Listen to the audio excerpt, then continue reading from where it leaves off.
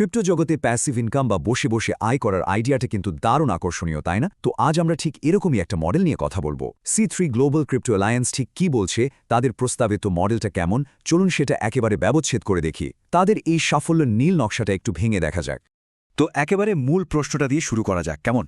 আচ্ছা, একটা নতুন ক্রিপ্টো প্ল্যাটফর্ম কিভাবে দাবি করতে পারে যে তারা ব্যবহারকারীদের জন্য একটা নিয়মিত আয়ের পথ তৈরি করে দেবে? C3 কিন্তু তাদের সব কাগজপত্রে ঠিক এই প্রশ্নটারই উত্তর দেওয়ার চেষ্টা করেছে, আর আমরা তাদের সেই কৌশলটাই একটু ভালো করে খতিয়ে দেখব। দেখুন, তাদের প্রথম স্লাইডেই কিন্তু লক্ষ্যটা একদম পরিষ্কার। C3 নিজেদেরকে বলছে বিশ্বের প্রথম ও সেরা বিএনবি ইনকাম জেনারেটর। এটা কিন্তু বেশ বড় একটা দাবি। আর এই দাবির পেছনে আসলে কি আছে, তাদের কাঠামোটা কেমন, সেটাই বোঝা হবে আমাদের আজকের আলোচনার মূল ফোকাস। আমরা ধাপে ধাপে এগোব। প্রথমে জানব C3 আসলে কি সুযোগ দিচ্ছে, তারপর দেখব তাদের দাবির পেছনে থাকা 5টি মূল শক্তি কি কি, এরপর উপার্জনের জন্য তারা ঠিক কোন পথটা দেখাচ্ছে, তাদের চূড়ান্ত লক্ষ্য অর্থাৎ আর্থিক স্বাধীনতা নিয়ে কি বলছে, আর সবশেষে তাদের ভবিষ্যৎ পরিকল্পনাগুলোই বা কী। চলুন শুরু করা যাক। তাহলে প্রথমত C3 এর মূল প্রতিশ্রুতিটা কি? তারা বলছে এটা শুধু একটা প্ল্যাটফর্ম নয়, বরং ক্রিপ্টো জগতে আর্থিক স্বাধীনতার দিকে এগিয়ে যাওয়ার একটা পরিষ্কার রাস্তা। আর এটা নাকি বিশেষ করে নতুনদের জন্যই ডিজাইন করা হয়েছে। যে কোনো বড় প্রতিশ্রুতির পেছনে তো শক্ত প্রমাণ লাগে, তাই না? C3 তাদের প্ল্যাটফর্মকে অন্যদের থেকে আলাদা করতে 5টি মূল শক্তির কথা বলে। চলুন তো এই স্তম্ভগুলো একটা একটা করে দেখা যাক।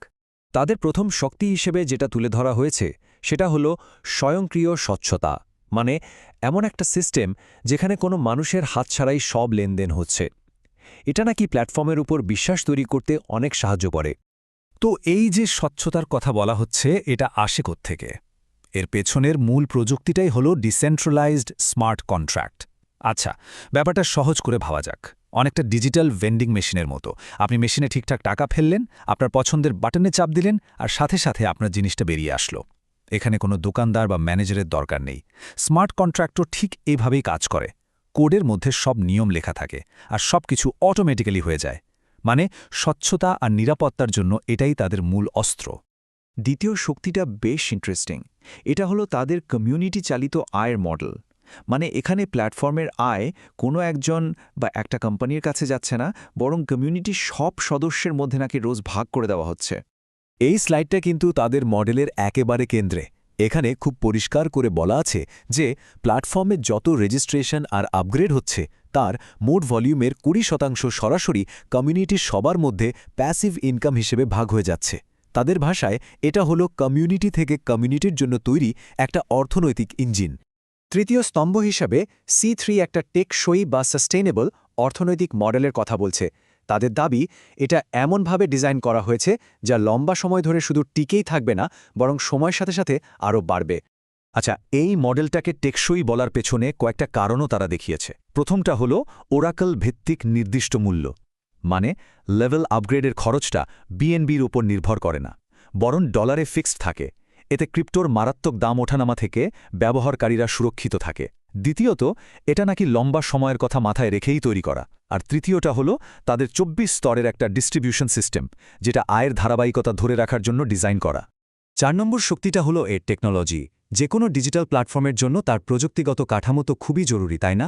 C3 তাদের বেছে নেওয়া প্রযুক্তিকে একটা বড় শক্তি হিসেবে দেখাচ্ছে। টেকনিক্যাল দিক থেকে দেখলে তারা OP-BNB চেইন ব্যবহার করছে। এটা কম গ্যাস ফি আর খুব ফাস্ট ট্রানজ্যাকশনের জন্য পরিচিত। এর মানে হল ব্যবহারকারীরা কম খরচে আর অনেক দ্রুত কাজ ছাড়তে পারে। তার ওপর এটা যেহেতু বিশ্বের অন্যতম বড় বিএনবি ইকোসিস্টেমের ওপর ভিত্তি করে তৈরি, তাই একটা প্রতিষ্ঠিত বাজারের সুবিধাও তারা পাচ্ছে। এবং তাদের দেখানো পঞ্চম আর শেষ মূল শক্তিটা হল এই প্ল্যাটফর্মে ঢোকাটা নাকি খুবই সহজ। তাদের লক্ষ্যই হল ক্রিপ্টো জগতে ঢোকার বাধাগুলো যতটা সম্ভব কমিয়ে আনা। আর এই যে বাধা কমানোর কথা বলছি, তার সবচেয়ে বড় প্রমাণ কি জানেন? তাদের এন্ট্রি ফি। C3 এর তথ্য অনুযায়ী মাত্র $7। হ্যাঁ, মাত্র $7 দিয়েই নাকি এখানে যাত্রা শুরু করা যায়। ভাবা যায়, এই পরিমাণটা কিন্তু বিশ্বের যে কোনো প্রান্তের মানুষের জন্যই বেশ সহজলভ্য। তো এতক্ষণ আমরা C3 এর কাঠামোগত শক্তিগুলো নিয়ে কথা বললাম, কিন্তু একজন সাধারণ ব্যবহারকারী ঠিক কীভাবে এই প্ল্যাটফর্মে আয় করতে পারে? চলুন এবার আমরা তাদের দেখানো সেই সুনির্দিষ্ট রোডম্যাপ বা পথটা দেখি। C3 নতুন ব্যবহারকারীদের জন্য খুব পরিষ্কার 5টা ধাপের একটা প্রসেস দিয়েছে। প্রথমত একটা Web3 ওয়ালেট লাগবে। দ্বিতীয়ত সেই ওয়ালেটে ফান্ড ভরতে হবে। তৃতীয়ত কারো রেফারেলের মাধ্যমে রেজিস্টার করে ইকোসিস্টেমে ঢুকতে হবে। চতুর্থ আর সবচেয়ে গুরুত্বপূর্ণ ধাপটা হলো নিজের নেটওয়ার্ক তৈরি করা। আর সবশেষে পঞ্চম ধাপে লেভেল আপ করে আয় শুরু করা। এই ছবিটা থেকে একটা জিনিস একদম পরিষ্কার, তাদের আয় মডেলে নেটওয়ার্কিং করাটা যে কতটা জরুরি।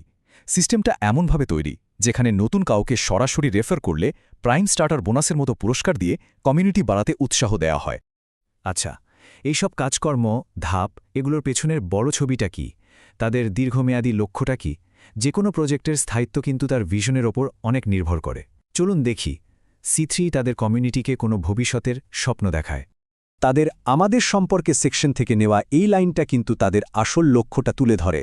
তারা শুধু একটা আয়ের প্ল্যাটফর্ম হতে চায় না, বরং এমন একটা সহযোগিতার ইকোসিস্টেম তৈরি করতে চায় যেখানে সদস্যরা ক্রিপ্টো নিয়ে শিখে আর্থিকভাবে স্বাধীন, স্মার্ট হোল্ডার হয়ে উঠতে পারে। সবশেষে যে কোনো প্রজেক্টের জন্যই তো ভবিষ্যৎ পরিকল্পনা থাকাটা খুব জরুরি, তাই না?